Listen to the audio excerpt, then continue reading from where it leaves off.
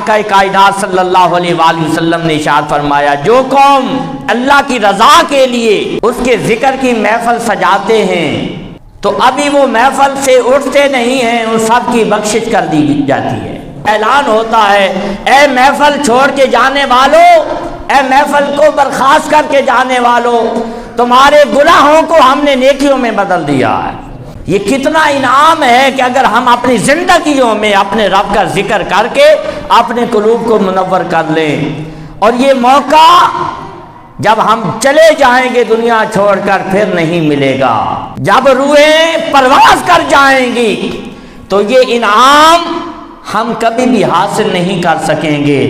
इसलिए हमें चाहिए कि हम अपनी जिंदगी के इन अय्याम से फायदा उठाते हुए हम अपने रब का जिक्र करें और अपने दिलों को मुनव्वर करें, अपने सीनों को मुनव्वर करें।